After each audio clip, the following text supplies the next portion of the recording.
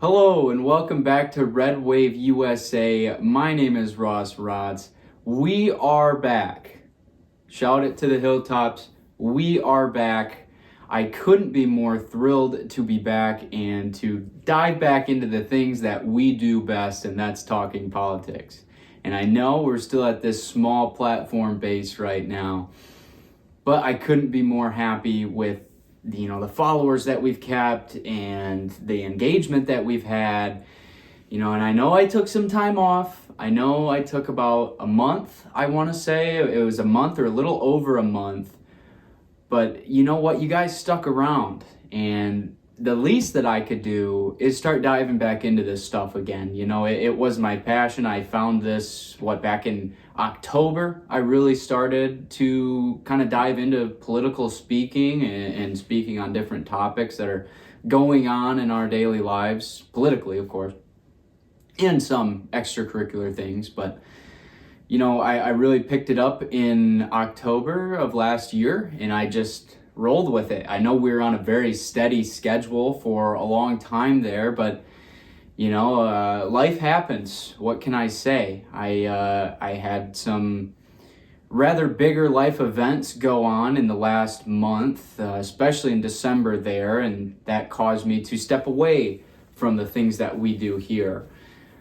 But I'm back. Life has smoothened out a little bit, and 2026 is looking amazing right now. I couldn't be more happy with the trajectory that this is going, and the trajectory that my life is going on in a sense as well too.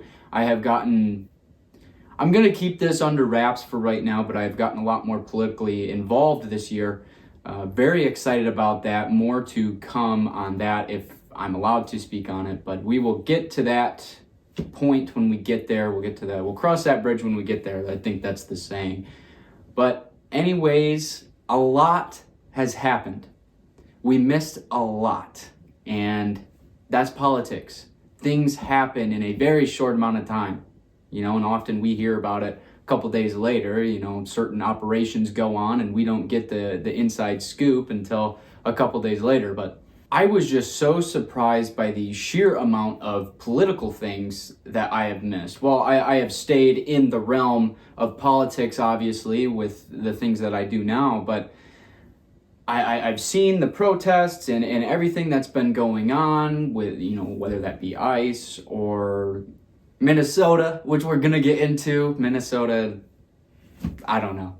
I don't know what to say about Minnesota. It cracks me up every time I talk about it. It's just so much is going on in that poor state right now, and we are going to get to that, believe it or not. But I'm going to try and condense all of these big topics into like a 30-minute video, so it's going to be rather hard. But anyways, I need to roll our intro and we can get into this episode. My name is Ross Rods. Thank you for joining us once again in Red Wave USA.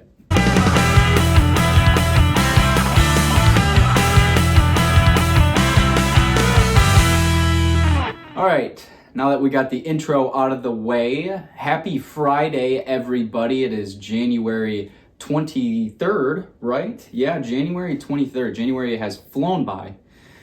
And I know that as I looked at my last posted video, and that was December 16th of 2025, if I'm not wrong. And that just blows my mind that, you get so caught up in life and different things hit you, different adversities, or then you have different opportunities to chase, and life just hits you like that, and a month can go by like this. I think back to my college days up at Northern. 4 years of my life was spent up there, and it went by in the snap of a finger. That part of my life is gone now.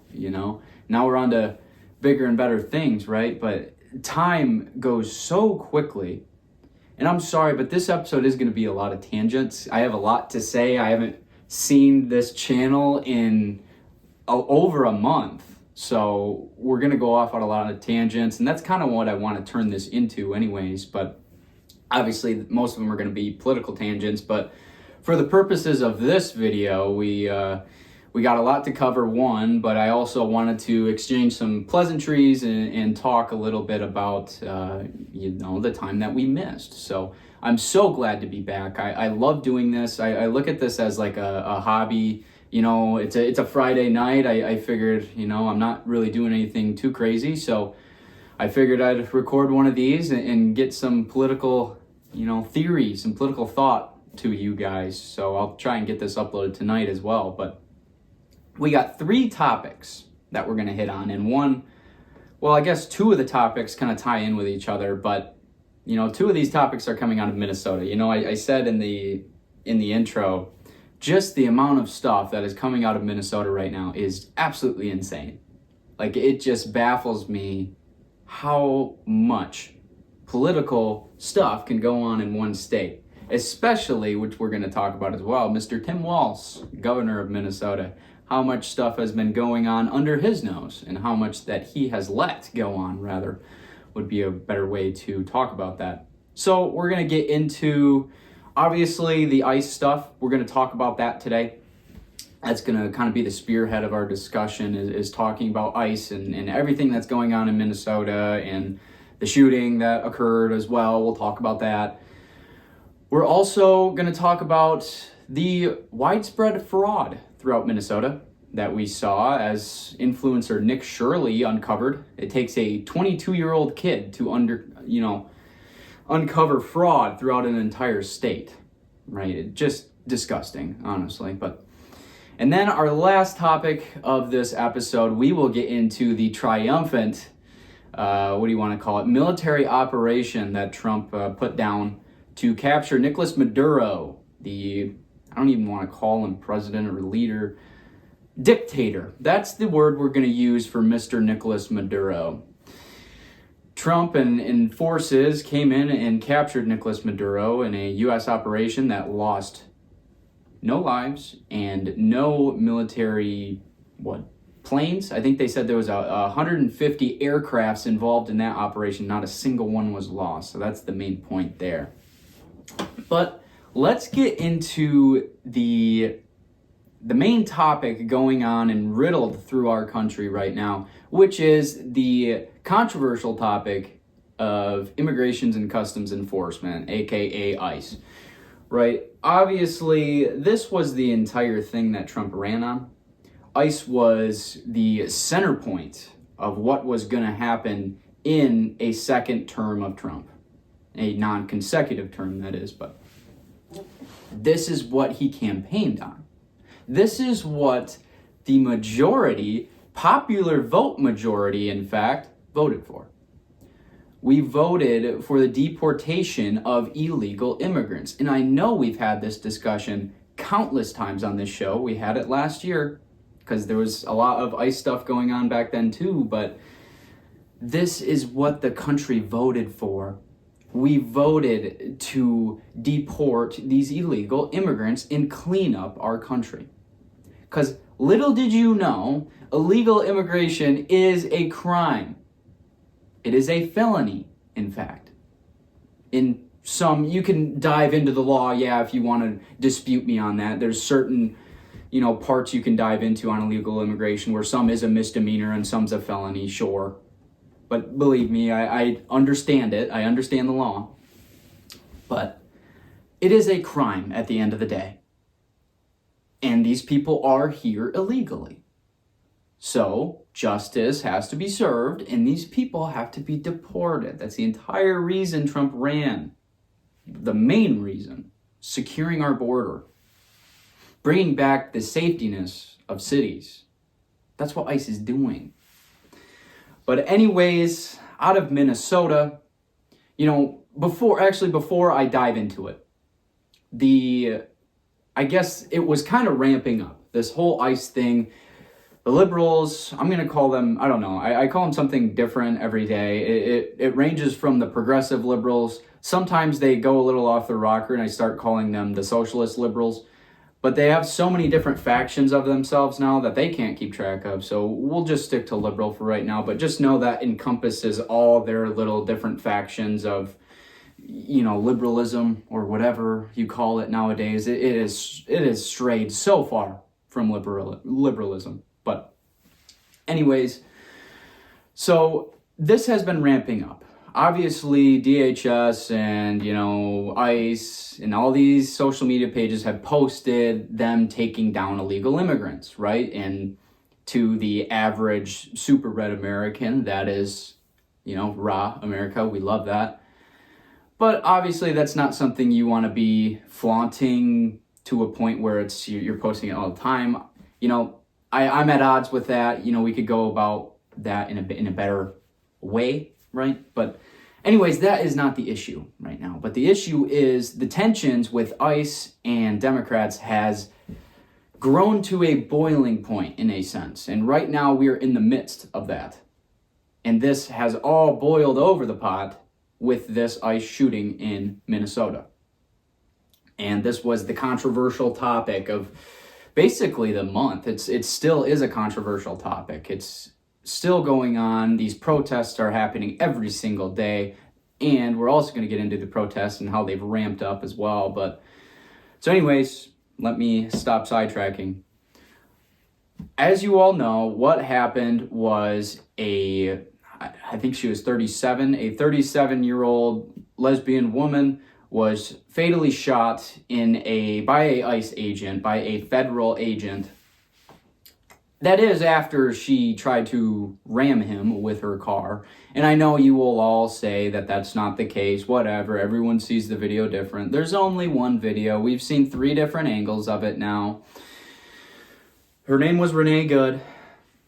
She is, I guess let's provide more context. I'm trying to explain this in the most civil way possible, but obviously you guys all know my opinion on this subject. But so what happened was these protesters have started to, I guess, block ICE agents, right? ICE agents roll up in their designated vehicles to try and, advance on a warrant of an illegal immigrant or a lead.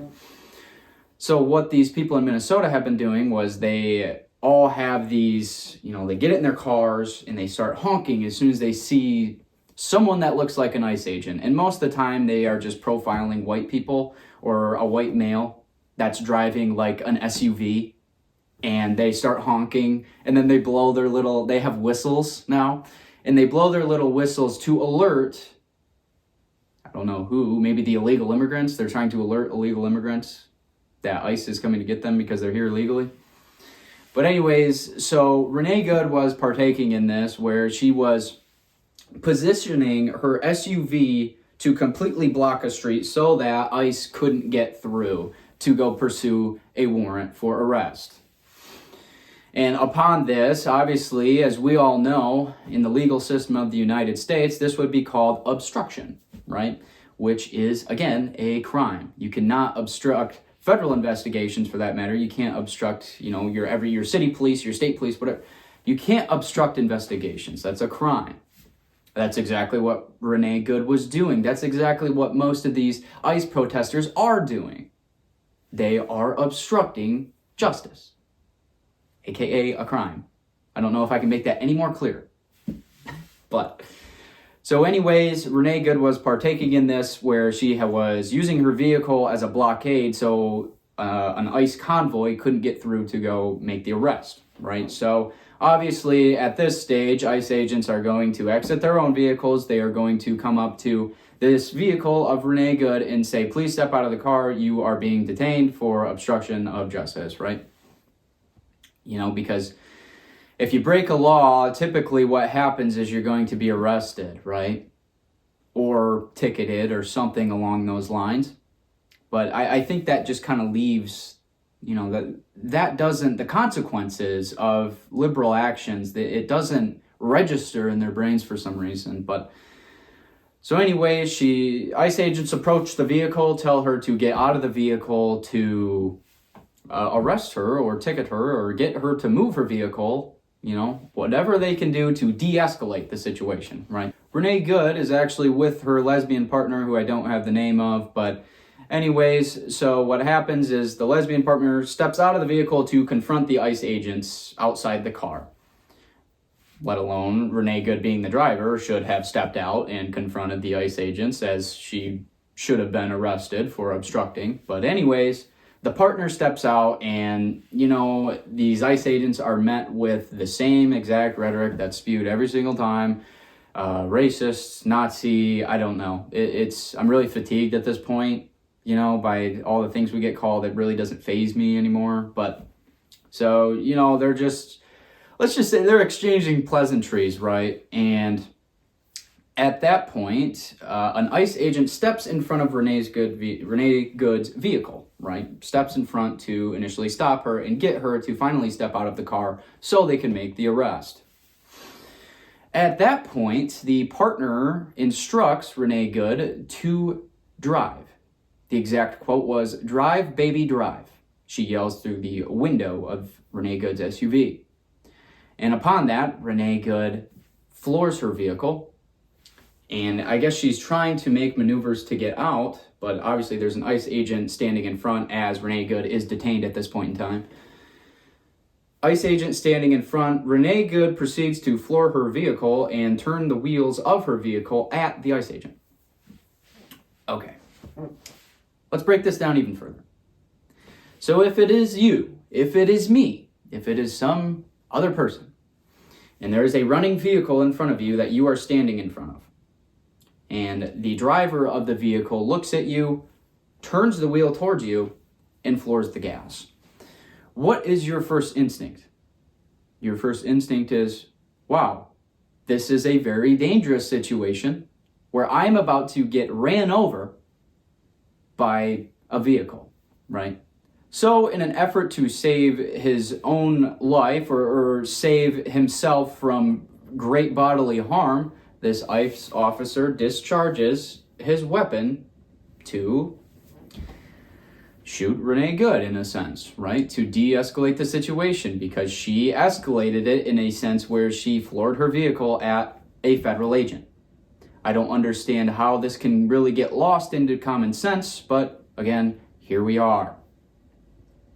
And she was fatally shot. She died of the gunshot wound. And after this whole thing kind of played out, there was all-out anarchy in the state of Minnesota, which there continues to be.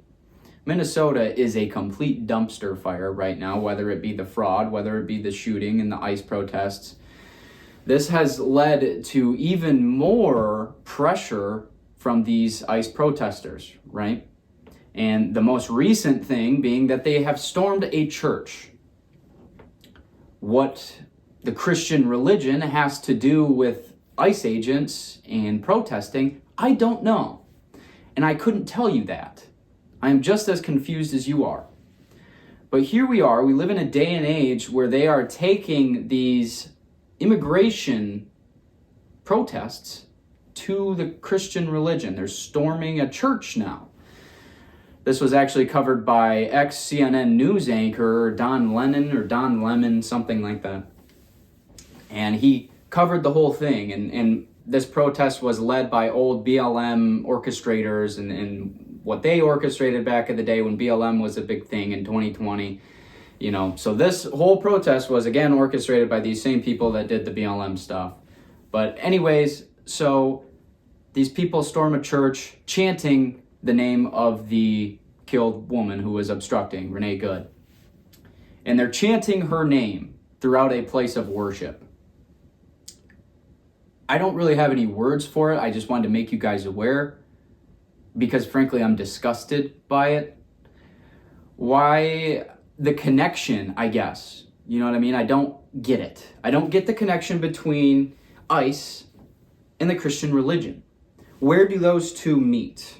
If you can tell me, I'd gladly listen, but I don't see any parallel or any reason that these people would storm a church chanting Renee Good.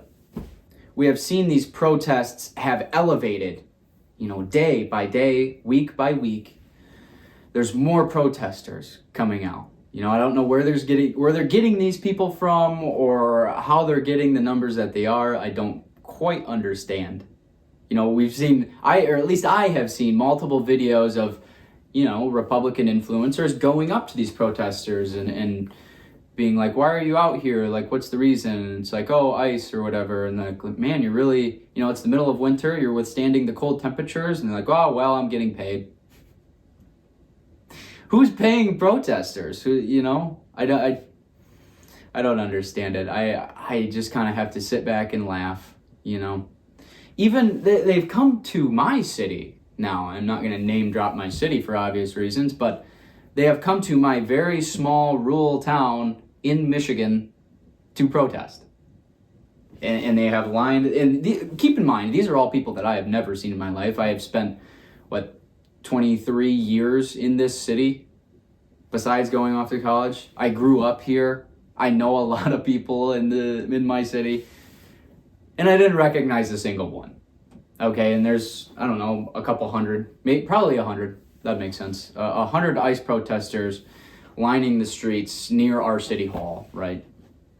And they're all protesting with their ICE signs or whatever, and didn't recognize a single one. Actually, one of the trucks I saw that I was behind that pulled in to offload people to go protest had the state of Louisiana plates, right? So again, very confused as to where these people are coming from. But anyways, so me getting out of church, this was on a Sunday. This was last Sunday, actually, that the protesters came out. And I just had gotten out of church, and I went downtown to go get some lunch, and I see these ICE protesters, and I said, okay, here's what I'm going to do. I am going to see what's going on. I'm going to film this because nobody protests in my small town. That happens in the capital at Lansing, in Michigan. That doesn't happen here in the small town. So I got out and I was videoing, and I don't know how they do it. I don't, but I was wearing a red sweater, right? And videoing from afar. I wasn't going to get confrontational or anything. One of the protesters comes up to me and starts just immediately calling me a Nazi, a white supremacist. Name off all the names that Republicans are ever called, and she used them, right? And I was just like, all I would say, hey, just calm down. It's okay. I'm just videoing. You guys are doing a public display here. It's a protest. I'm allowed to videotape. It's okay. Just calm down, right? Ease the tension is the only thing going on in my mind, right? Because these progressive protesters are becoming increasingly violent, and they are just very angry, right? So that's my first instinct. Just calm down. It's going to be okay, right? I'm just videoing. And then she continued to want to dive into my personal life. She said, well, you probably haven't touched a woman, right? And I don't get why this is a dig or anything like that, but they want to go into... They want to talk about what premarital things you have been engaging with women, right? They say this to conservative men. And I more or less just look at it as a joke, whatever. It doesn't really hurt me, but I think it's funny that this is what they go to. And it just shows you that they're not religious, right? They don't believe in Lord and Savior Jesus Christ, right? They don't believe in that.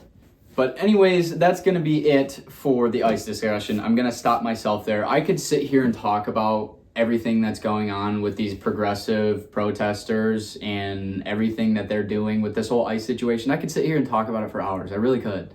But I have to cut myself off. We have 2 more topics that I'm just going to have to dive into really quickly since we've already used up a good bit of our time. So another thing coming out of Minnesota, and I know I said this at the beginning of the video, was this whole Somalian daycare thing and this Somalian daycare fraud, right? And this was actually uncovered by Nick Shirley, and he was accompanied by a Minnesota resident who had done, months and months, it could be years of research on this stuff, looking at these tax documents and things like this, seeing where the state of Minnesota is paying out these tax dollars to, and what kind of stipulations and financial things are going on. And basically, he was just diving into how much, different associations are getting via tax dollars from the state, right? And he found this discrepancy in that a lot of these so-called daycares were receiving millions of dollars in taxpayer money to, fund the daycare, right? Which is fine. If you are running a legitimate daycare, yes, obviously you need some sort of tax, dollars to run your public establishment. That's okay. You're helping the welfare of children. I understand that. But there comes to a point where you're not doing that at all. And it has turned into straight up fraud. So I had great joy in watching all this stuff get uncovered. And basically, Nick Shirley had found up to, I think it was like $110 million in just daycares. We're specifically just talking about, a few hundred daycares throughout the state of Minnesota that have been doing this fraud game where they're just taking government dollars and pocketing them. There was the one video of a daycare where they're getting up and they're talking about, since the Nick Shirley video, we've been getting harassed and going through all this different, scrutiny, and people have put a microscope on us. The guy that's saying this is wearing designer glasses that market for like $2,500. It's so obvious to a point where you just have to sit back and laugh. But to a point, it's not laughable that it took a 22-year-old kid, that's all it took, to find this fraud. And again, very little coming from the office of Tim Walz regarding this, that all this fraud, hundreds of daycares throughout your state are participating in this fraud, taking, Minnesotan tax dollars and pocketing it. And Tim Walz was defending them in a sense. There was nothing like, okay, yep, we're going to look into this and we're really going to crack down on our, daycare, whatever, tax deal outs or tax handouts, right? We're really going to crack down on that. No, it was the opposite. He was siding with them. These people are being harassed now and this, and it's all unproven. And it was proven. It was proven through multiple documents, which I could pull up, but multiple documents that this researcher that was accompanied with Nick Shirley had done, and it showed all these payouts. It showed exactly how much tax dollars each daycare had actually been given. But I guess where the fraud is pointed out is Nick Shirley actually would go to these so-called daycares and he would say, hey, I'd like to sign my kid up for daycare services, whatever. I'd like to sign little Timmy up to receive daycare services. Whatever your guys' hours of operations are, I'm going to put him here, right? Every single one he went to, besides like one or two of them, said no. They said, no, we're not accepting kids. You're not accepting kids as a daycare? You know what I mean? It's just laughable. It really is. And I don't understand how it doesn't enrage more people that their tax dollars are just being put right back into the pockets of these Somalian daycare owners. You are getting scammed. But anyways, most of these daycares were empty.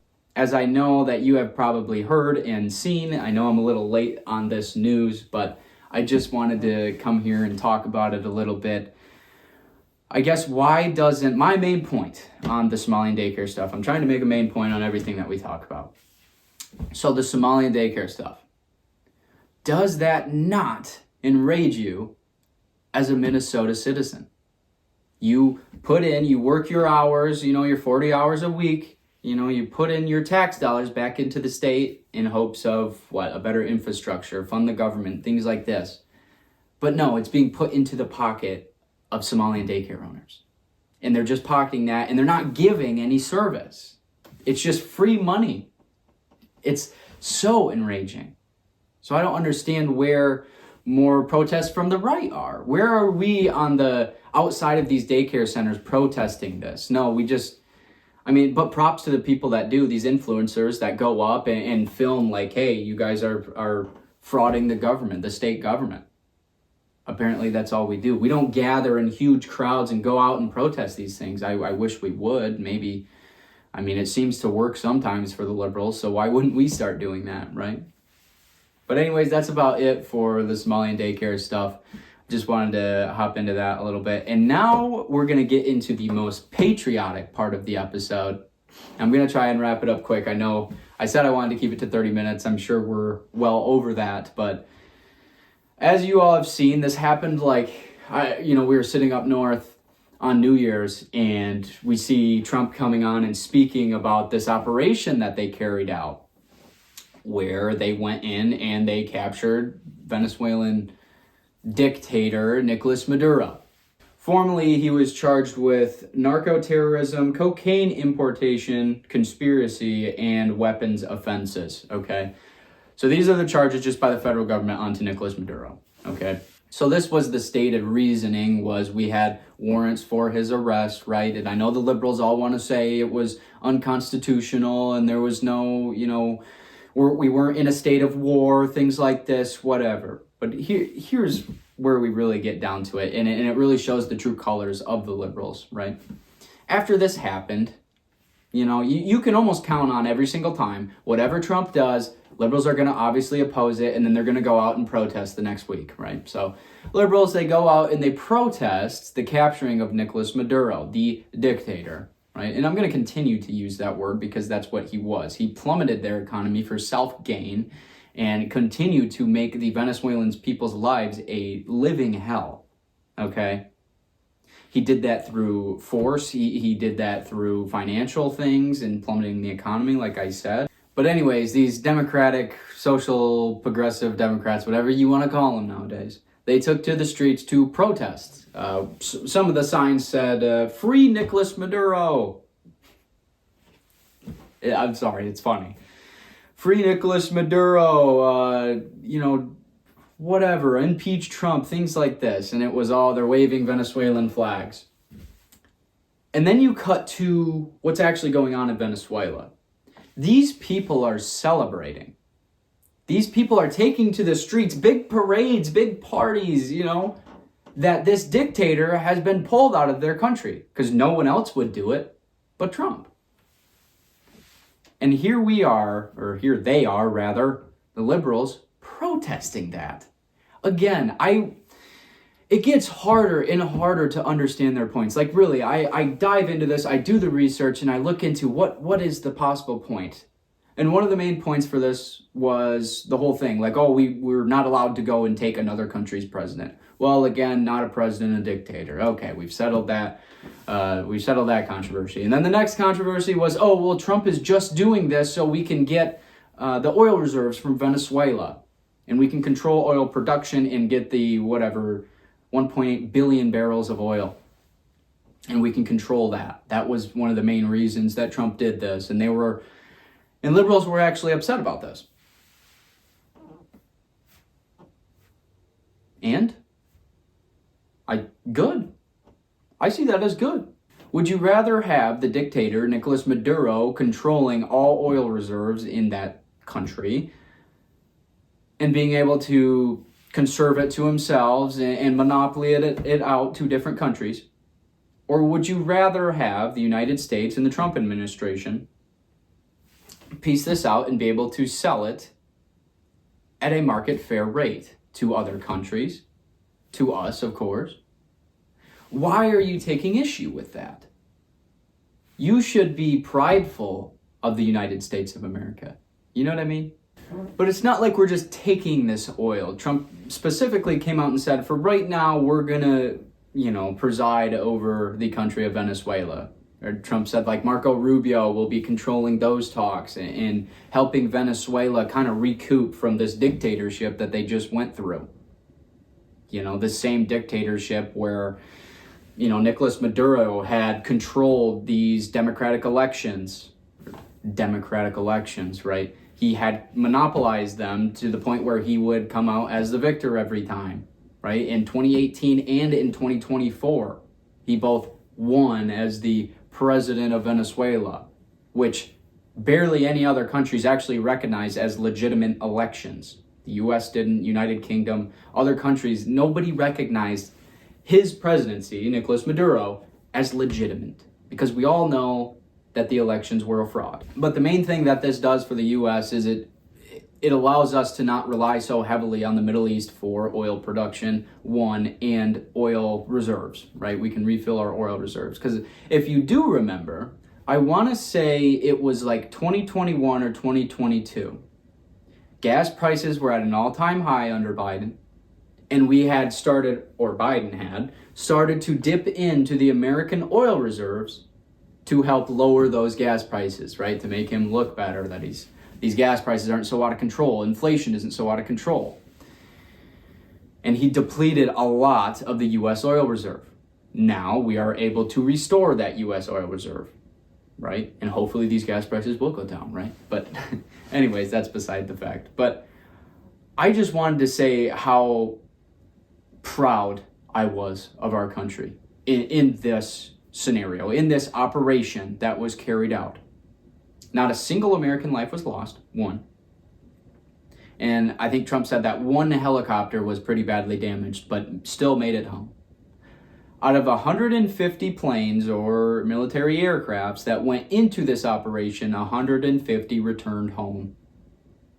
And if that doesn't bring pride to you as an American, I don't know what does.